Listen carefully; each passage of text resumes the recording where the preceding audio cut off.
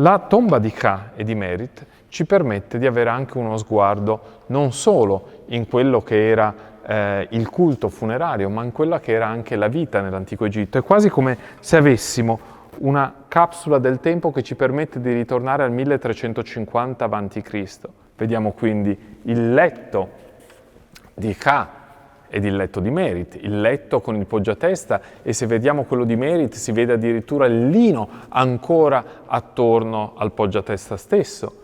Vediamo giare che contengono residui di cibo che erano custoditi all'interno, e vediamo che in tutte le giare sono quasi firmate con il nome del defunto. Viene scritto Enka-Encha per il Ka, per l'alter ego, per lo spirito vitale di Ka, e qui c'è scritto Ankh Vehem, possa egli vivere di nuovo. E a volte c'è scritto Enka-En Imi Erchaut Cha, per il Ka, per il Ka, per l'alter ego, per la forza vitale del responsabile delle opere Ka. Quindi tutto viene definito con il nome del proprietario. E queste sono le offerte funerarie che devono essere messe all'interno della tomba di modo che il defunto possa fruirne dopo la morte.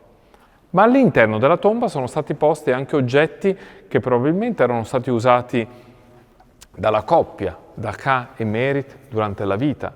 Così abbiamo il cosiddetto beauty case di Merit.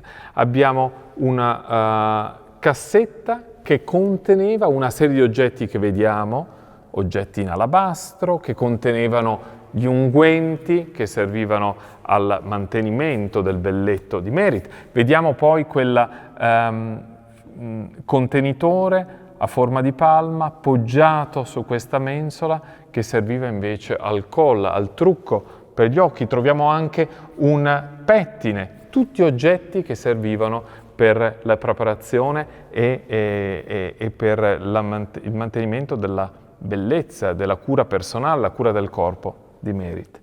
E troviamo anche un oggetto eccezionale che è questa parrucca in capelli veri. Tra l'altro è molto interessante vedere da vicino anche il dettaglio delle trecce più grossolane e invece una treccia sul davanti che è intrecciata in maniera molto fine. Vediamo la stessa differenza che vediamo nelle statue, e questa parrucca era poi contenuta all'interno di un portaparrucca meraviglioso, anche nella sua forma, nel suo design direi quasi minimalista e contemporaneo, e dove un'iscrizione ci dice Hete plinisut vesere en Ka en Merit, un'offerta che il sovrano ed Osiride devono dare al Ka, all'alter ego, alla forza vitale di Merit.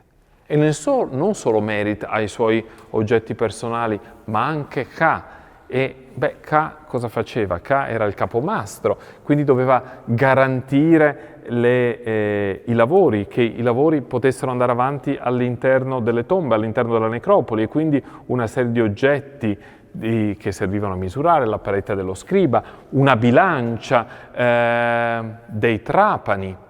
Ma anche lui ha degli oggetti della cura della persona, per cui vediamo un borsellino in cuoio che conteneva dei rasoi, e in questo vaso di alabastro, dove di nuovo leggiamo Enka en Cha, quindi per il Ka, per la forza vitale di Ka, e vedete che all'interno di questo contenitore di alabastro vi è una sostanza. Questa sostanza è cera d'api, che probabilmente veniva usata come emulsionante dopo la resatura. E poi vediamo delle borracce che venivano utilizzate probabilmente al lavoro perché potesse avere dell'acqua. Vediamo anche dei filtri che servivano per filtrare le impurità della birra, e vediamo i bastoni che venivano utilizzati fra l'altro con una lavorazione degli intrecci con dei particolari incredibili, in cui in cuoio vengono definiti con estrema nitidezza dei particolari bastoni che indicano il ruolo, il potere che Ka poteva avere, un ruolo di rilievo nel dirigere le squadre che dovevano lavorare. E poi un altro oggetto di una valenza incredibile, che è questo cubito. Sapete che gli egizi usavano il cubito per misurare, quindi non il metro come facciamo noi, ma il cubito, che era la distanza fra il gomito e l'indice e che veniva calcolata in 48 centimetri.